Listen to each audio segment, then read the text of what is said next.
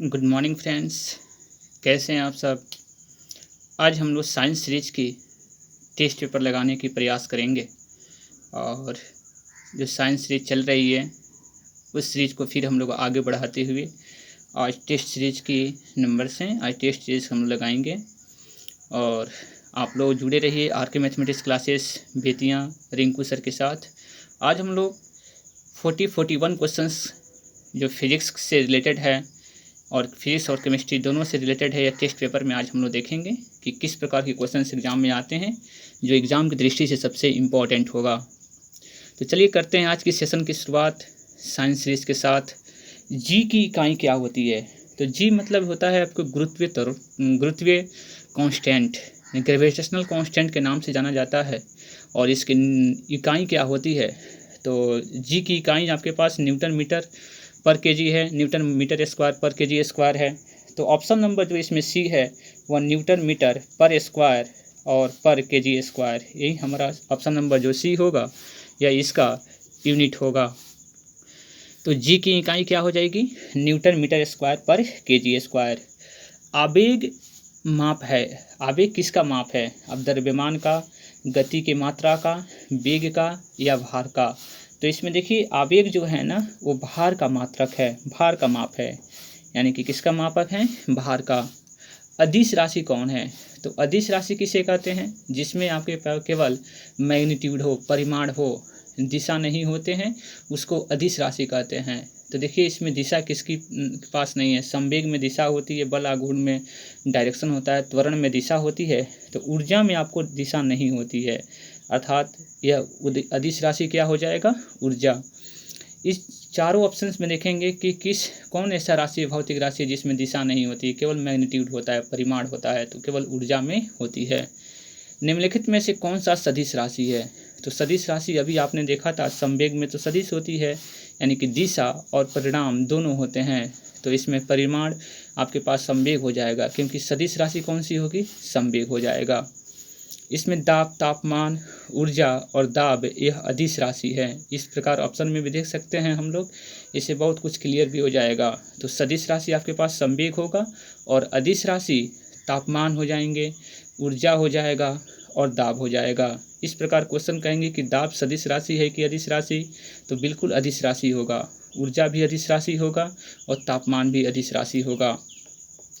अदिश एक परमात्रा है जिसमें परिमाण होता है लेकिन क्या नहीं होता। तो देखिए अभी आपको डिफिनेशन से पता चल जाएगा कि अदिश में परिमाण होता है लेकिन दिशा नहीं होती। तो ऑप्शन नंबर क्या हो जाएगा? इसमें सी हो जाएगा। 6 नंबर में आना है पृष्ठ तनाव की बीमा क्या है? तो बीमा की जितनी भी आपको जो इम्पोर्टेंट चार्ट थी वह प्रीवियस वीडियो में डाल दिया गया है, आप उसको सर्च कर देख सकते हैं।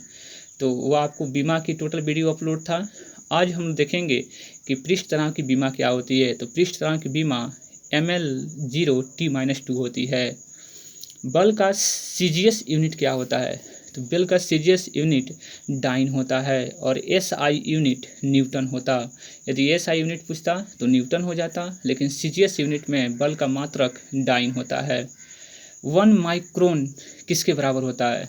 तो 1 जो माइक्रोन होता है आपके 0.001 मिमी होता है, यानी कि 1 माइक्रोन बराबर कितना होता है? तो 0.001 मिमी। 1 किलोग्राम राशि का वजन कितना होता है? तो 1 किलोग्राम राशि का वजन 9.8 न्यूटन होता है। इसको याद रख लेंगे कि 1 किलोग्राम राशि का वजन कितना होता है? तो 9.8 न्यूटन। 1 जूल किसके बराबर होता है? तो 1 जूल जो किसके बराबर होगा? 10 का पावर 7 अर्ग के। इसको याद रखेंगे, यानी कि 1 जूल बराबर कितना होता है? 10 का पावर 7 अर्ग। एक अश्व शक्ति किसका एकक है? मतलब कि अश्व शक्ति का मापन किसके द्वारा किया जाता है? तो शक्ति की माप के लिए हम लोग HP इसको बोलते हैं हॉर्स पावर का यूज करते हैं।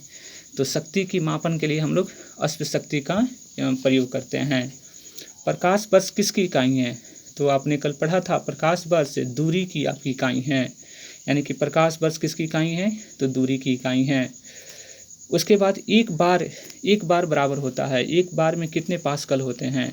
तो एक बार में आपके पास 10 का पावर 5 पास्कल होता है, इसको याद रख लेंगे। एक बार बराबर कितना होता है? 10 का पावर 5 पास्कल। एंगस्ट्रम को अभिव्यक्त करने की इकाई है। एंगस्ट्रम से कौन सा आपको मापा जाता है? तो तरंग दैर्घ्य को, आपका तरंग दैर्घ्य का यूनिट एंगस्ट्रम होता है, तो इसलिए एंगस्ट्रम की यूनिट क्या हो जाएगी? तरंग दैर्घ्य। एंगस्ट्रम, तरंग दैर्घ्य की यूनिट आपके पास क्या हो जाएगी? एंगस्ट्रम हो जाती है, तो इसलिए इसमें तरंग दैर्घ्य कर लेंगे। एक अश्व शक्ति किसके बराबर होता है? तो एक अश्व शक्ति 700 आपके पास 46 वाट के बराबर होता है। तो एक अश्व शक्ति किसके बराबर होता है? 746 वाट के। एसआई लेंस में, एसआई इकाई में लेंस की शक्ति की इकाई क्या है? तो लेंस की शक्ति की इकाई आपने डायोप्टर बोलते हैं बाबू, तो इसलिए लेंस की शक्ति की इकाई का नाम क्या है? डायोप्टर। इसलिए ऑप्शन नंबर कौन सा हो जाएगा? बी हो जाएगा। कौन सी कोणीय वेग की सही इकाई है? तो इसमें कोणीय वेग की सही इकाई देखिए, कोणीय आया हुआ है तो रेडियन पर सेकेंड, इसको याद रखेंगे। यानी कि कौन सी कोणीय वेग का सही इकाई है? तो रेडियन पर सेकेंड। कोणीय वेग की बीमा क्या होती है?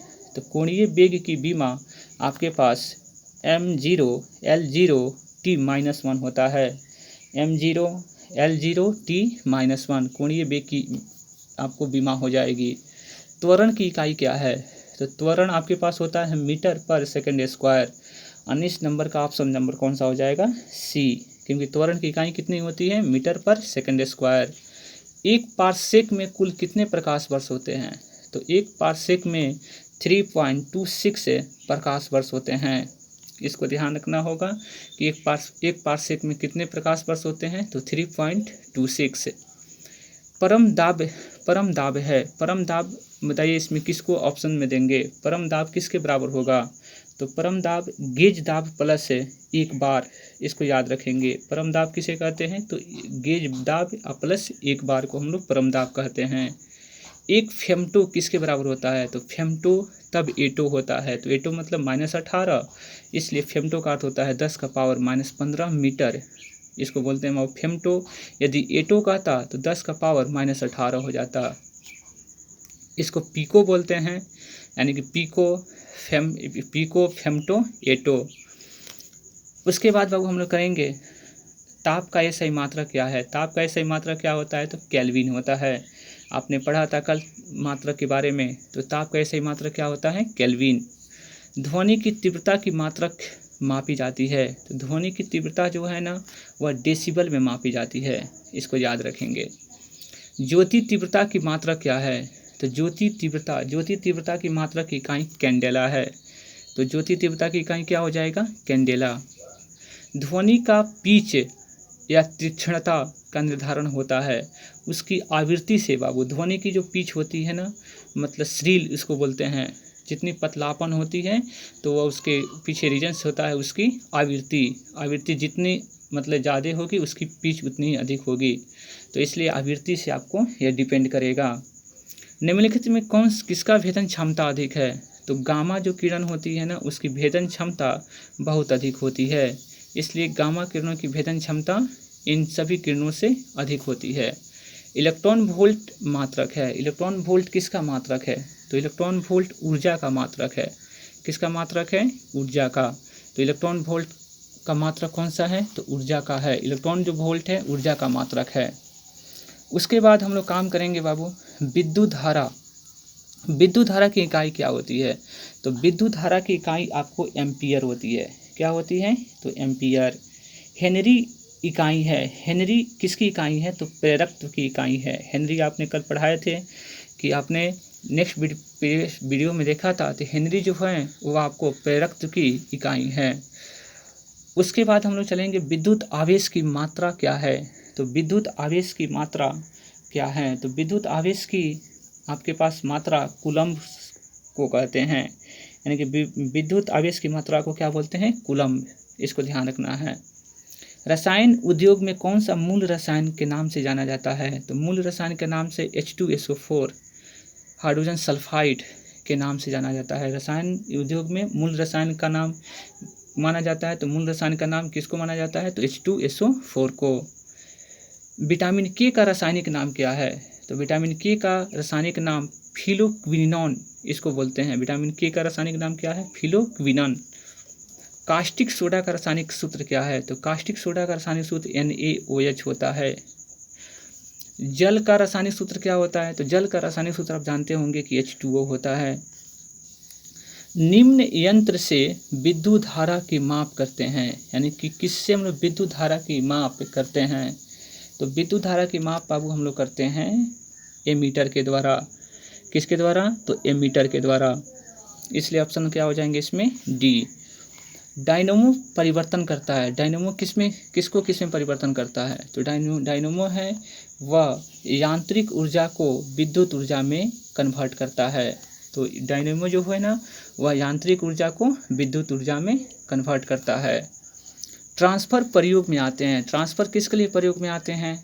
तो ट्रांसफ़र आपको AC परपथ, जो AC सर्किट होता है उसमें हम लोग इसका यूज करते हैं ट्रांसफ़र का। तो केवल आपके पास कौन सा हो जाएगा? AC परपथ है। सूर्य की किरणों की तीव्रता मापने वाले उपकरण को क्या बोलते हैं? तो सूर्य की किरणों की तीव्रता को मापने वाले यंत्र को, सूर्य की किरणों की तीव्रता मापने वाले उपकरण को एक्टियोमीटर कहते हैं। क्या बोलते हैं इसको? एक्टियोमीटर।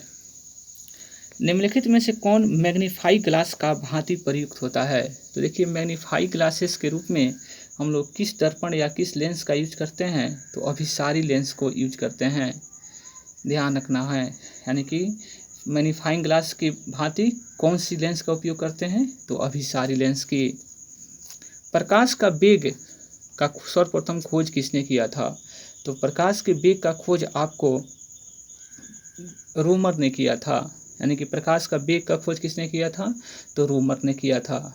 इस प्रकार आपने आज 41 क्वेश्चंस को हम लोग टेस्ट पेपर लगाएं, और ये 41 क्वेश्चंस एग्ज़ाम की, किसी भी एग्ज़ाम की कंपटीशन से, यहाँ तक BPSC PT के लिए सभी क्वेश्चन से आप इस साइंस सीरीज से प्राप्त कर सकते हैं। आप लोग जुड़े रहिए RK mathematics classes Bettiah Rinku sir के साथ। Have a nice day.